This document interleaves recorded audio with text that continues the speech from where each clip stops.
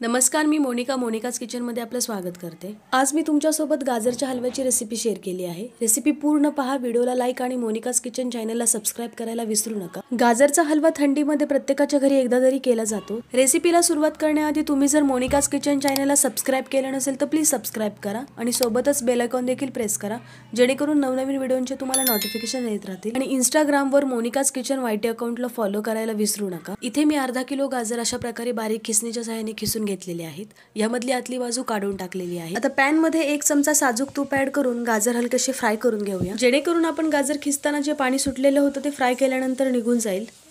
गाजर फ्राय होईपर्यंत तुम्ही जर मोनिकाज किचन चॅनलवरती पहिल्यांदा व्हिडिओ पाहत असाल आणि चॅनलला अजून सबस्क्राइब केलं नसेल तर प्लीज चॅनलला सबस्क्राइब करा। गाजर हलकेसे फ्राय झाल्यानंतर यावर मी 5 मिनिटं झाकण ठेवून वाफेवरती गाजर हलकेसे शिजवून घेतले।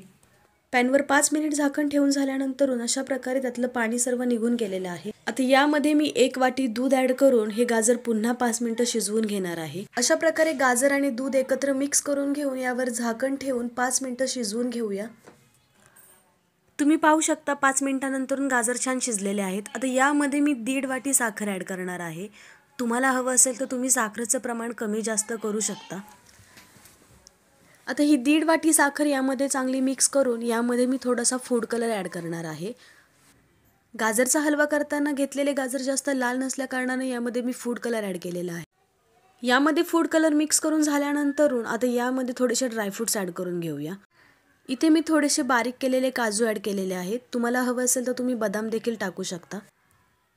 बारीक केलेले काजू ऍड केल्यानंतर यामध्ये मी 1 चमचा विलायची पावडर ऍड केलेली आहे। बारीक केलेले काजू आणि 1 चमचा विलायची पावडर यामध्ये मिक्स करून झाल्यानंतर इथे मी अर्धी वाटी मिल्क पावडर ऍड करणार आहे।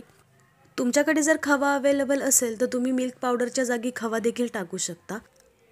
गाजरच्या हलव्यामध्ये खवा किंवा मिल्क पावडर ऍड केल्यामुळे त्याची टेस्ट एकदम छान होते। अशा प्रकारे गाजरच्या हलव्यामध्ये मिल्क पावडर मिक्स करून झाल्यानंतर यावर 5 मिनिटं झाकण ठेवूया। 5 मिनिटांनंतर आपला गरमागरम गाजरचा हलवा तयार आहे। आता हा हलवा आपण सर्व करून घेऊया। गाजरच्या हलव्यावरती पुन्हा एकदा थोडेसे ड्रायफ्रुट्स गार्निश करून हा हलवा मी सर्व केलेला आहे। रेसिपी नक्की करून पहा आणि व्हिडिओला लाईक आणि मोनिकाज किचन चॅनलला सबस्क्राइब करायला विसरू नका।